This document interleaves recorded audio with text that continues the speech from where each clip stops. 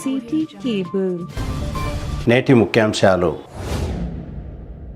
గంజాయి విక్రయిస్తున్న వ్యక్తిని అదుపులోకి తీసుకున్న తాండూరు పట్టణ పోలీసులు. మట్కా నిర్వాహకులను అరెస్ట్ చేసిన తాండూరు పట్టణ పోలీసులు. విచ్చలవిడిగా అక్రమ ఇసుక రవాణా పట్టించుకొని సంబంధిత అధికారులు. ప్రభుత్వ భూమిలో అక్రమంగా ఎర్రమట్టి తరలింపు పట్టించుకొని అధికారులు. మంతటి గ్రామంలో ఇందిరమ్మ ఇళ్ల ముగ్గులను వేయించిన అధికారులు. ఎంఆర్పీఎస్ ఆవిర్భావ దినోత్సవాన్ని విజయవంతం చేద్దాం. ఎంఆర్పీఎస్ జిల్లా ఉపాధ్యక్షులు కృష్ణ పిలుపు. సిటీ కేబుల్ వార్తలకు స్వాగతం. వార్తలు చదువుతున్నది మఠం నిరంజన్.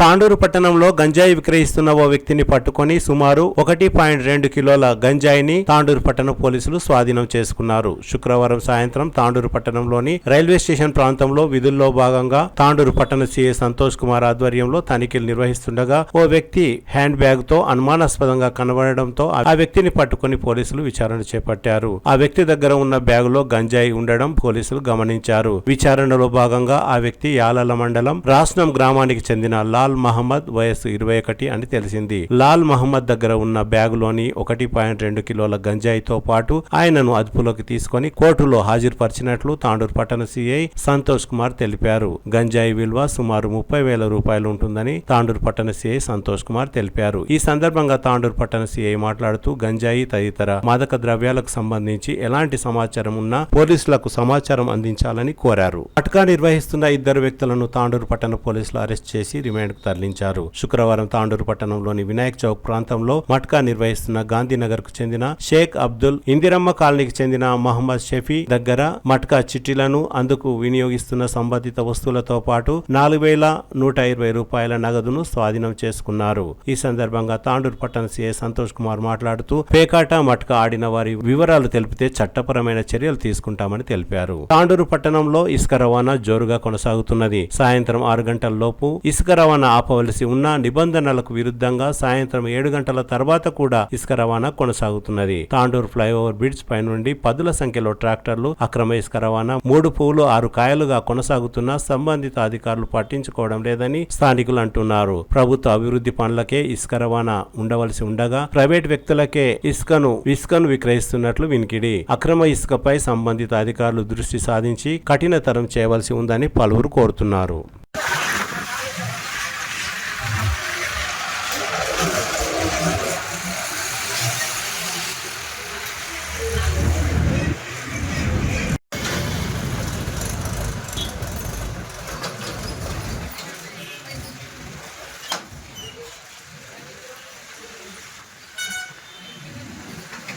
ప్రభుత్వ భూమి నుండి అక్రమ ఎర్రమట్టి తరలిస్తున్న అధికారులు అటువైపు చూడడం లేదు. పెద్దెముల్ మండలం కందనెల్లి తాండా సర్వే నంబర్ 240లో ఉన్న ప్రభుత్వ భూమి నుండి ఎర్రమట్టి తవ్వకాలు గత రాత్రి నుండి పదుల సంఖ్యలో టిప్పర్లతో భారీగా అక్రమ రవాణా కొనసాగుతున్నది. పెద్దెముల్ ఎంఆర్ఓకు వివరణ కోరినా సమాచారం ఇవ్వడానికి ఎంఆర్ఓ నిరాకరించారు. అనుమతులు ఉన్నాయంటూనే అనుమతి పత్రాలు చూయించలేకపోయారు. ఎలాంటి అనుమతులు లేకుండా కొనసాగుతున్న ఎర్రమట్టి తవ్వకాలపై రెవెన్యూ, మైన్స్ పోలీసులు దృష్టి సాధించవలసి ఉన్నా పట్టించుకోవడం లేదని పలువురు ఆరోపిస్తున్నారు. సార్ పర్మిషన్ ఉందా లేదా ఒక్కటి చెప్పండి. సార్ పర్మిషన్ ఉందా లేదా ఒక్కటి చెప్పండి. సార్ పర్మిషన్ ఉందా లేదా ఒక్కటి చెప్పండి. 350 కోట్ల ప్రాజెక్ట్.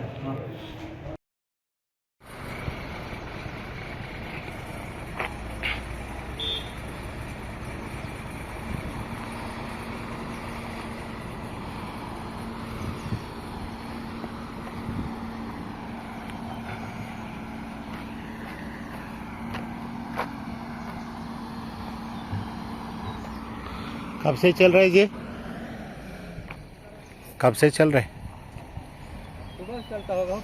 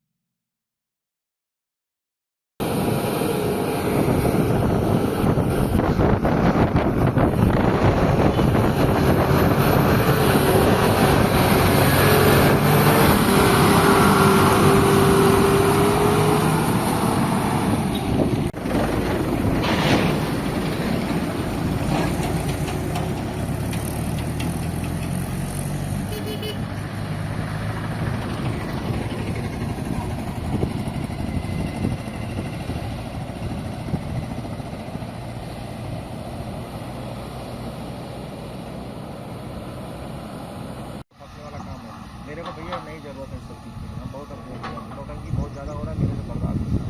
हम नहीं कर सकते नहीं तो